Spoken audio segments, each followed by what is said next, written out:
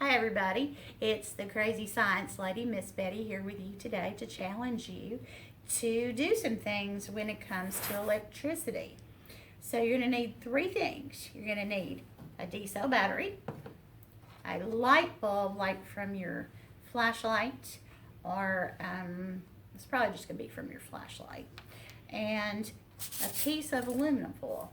And what I want you to do is I want you to find a way to make the light bulb light up using these three things. Now, what I want you to understand is current electricity is what does this. So it has to come from the bottom of the battery through something. Think of your cords at home. And what's going to happen is it's got to come through here and come back out and go to the battery again. And all these electrons are running this race to make everything light up. Okay, so I'm going to give you a minute, and you guys see what you can figure out. And then I'll come back and see what you did.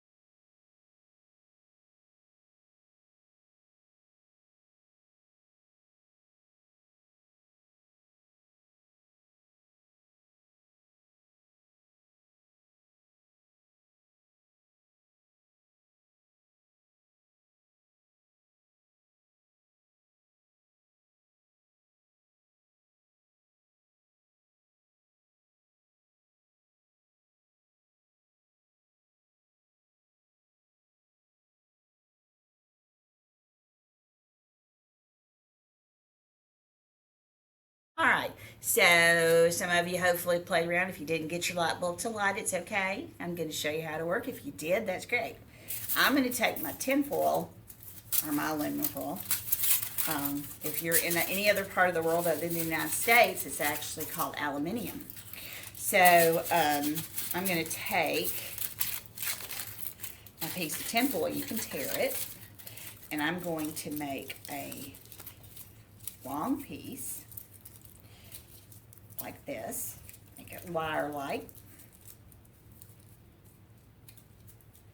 And I'm going to use this to connect my light bulb to my battery. So I'm going to take my thumb and hold the bottom part. And then I'm going to take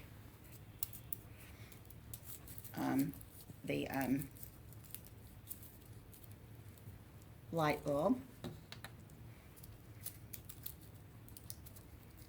This came undone, so let me fix it. Hold on a minute. 1 second, you stop at just a second. Okay, so anyway, I had a problem a while ago with my aluminum foil. So I'm going to take this and I'm going to put this. Now the thing we have to do is we have to make sure that we have a contact with the battery at the top. And if you look, the light bulb lit up. And what I'm doing is I'm touching the side. Let's see if I can, so you can see better. I'm touching the side of the battery with the aluminum foil, because if I just put it right here and I just touch it like that, it's not going to light up, because I've got to have a place for the electrons to go in and a place for the electrons to exit. And if you look in your house at your lights, you notice that there are two prongs, because the electrons come out through the wall. They go up through everything and then they go out the same way, and it's a constant thing. And if those prongs aren't there, that's why it doesn't work. Have a good day. It's Miss Betty, the crazy science lady. I'm here today to show you another superpower. Baby Groot's here to help me out again. I don't know if any of you have a Slinky, but I wanted to show you how sound waves work. And you can use a Slinky to do this. Now, most of you probably are used to this, playing with it, but I'm going to show you the way your sound waves are.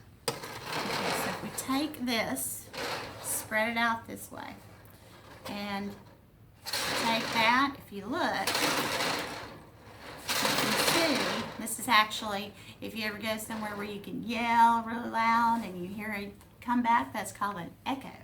So this is what happens. It goes and it bounces off. You can see those waves. That's what they look like. And what happens is, when you see the waves close together, those are called compressions. And when they're far apart, those are called rarefactions.